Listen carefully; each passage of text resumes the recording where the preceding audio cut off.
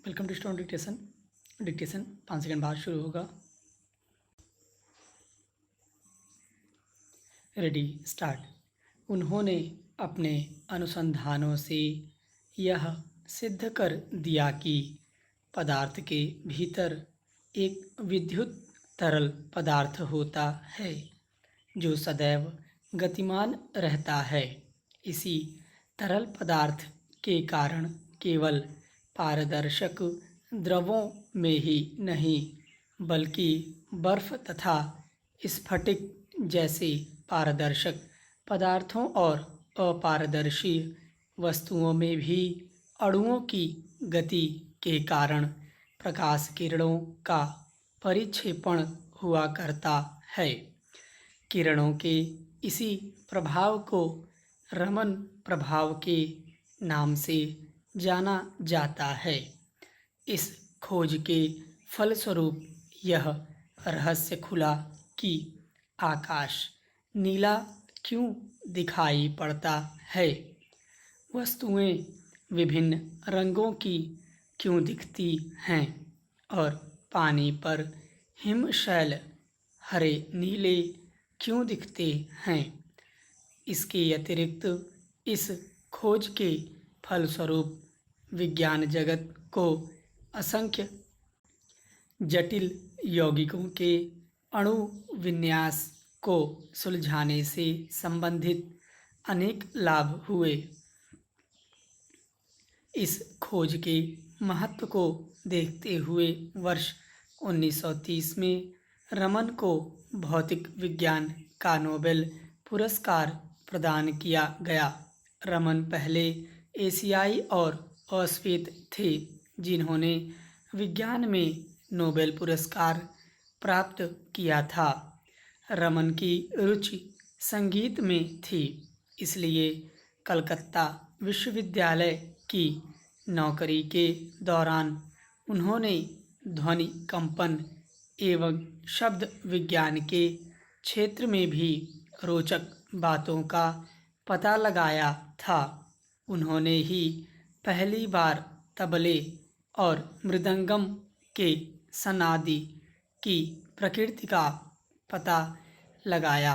वर्ष 1934 में उन्होंने बेंगलौर में भारतीय विज्ञान अकादमी की स्थापना की तथा वर्ष 1948 से नव स्थापित रमन अनुसंधान संस्थान बेंगलौर में निदेशक पद पर आजीवन कार्य करते रहे।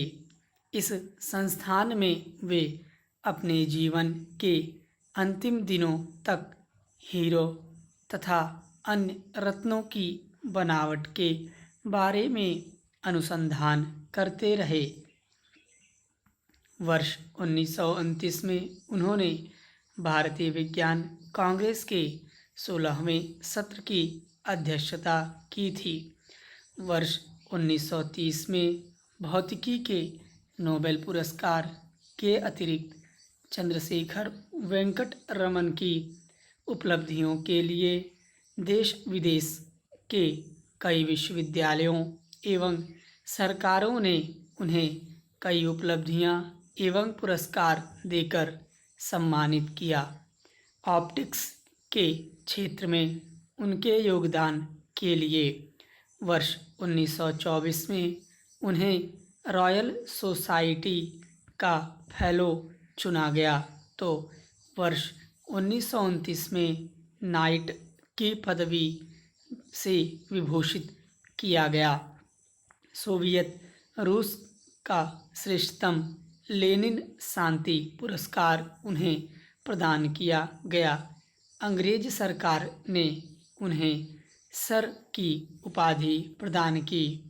इसके अतिरिक्त इटली की विज्ञान परिषद ने मेट्यूसी पदक, अमेरिका ने वर्ष 1941 में फ्रैंकलिन पदक तथा इंग्लैंड ने ह्यूजेज पदक प्रदान कर रमन को सम्मानित किया। वर्ष 1948 में भारत सरकार द्वारा राष्ट्रीय आचार्य का सम्मान प्रदान किया गया। वर्ष 1954 में उन्हें भारत के सर्वोच्च सम्मान भारत रत्न से अलंकृत किया गया। यह सम्मान कला, साहित्य, विज्ञान एवं खेल को आगे बढ़ाने के लिए की गई विशिष्ट सेवा और जनसेवा में उत्कृष्ट योगदान को सम्मानित करने के लिए प्रदान किया जाता है। विज्ञान के क्षेत्र में उन्होंने जो महान अनुसंधान किए थे, उनके लिए वे इस सम्मान के वास्तविक हकदार थे। उन्होंने रमन प्रभाव की खोज 28 फरवरी 1928 को की थी, इसलिए 28 फरवरी को राष्ट्रीय विज्ञान दिवस के रूप में मनाया जाता है। भारतीय डाक तार विभाग ने उनकी वैज्ञानिक उपलब्धियों के महत्व को देखते हुए एक डाक टिकट जारी करके श्री रमन को सम्मानित किया। स्टॉप।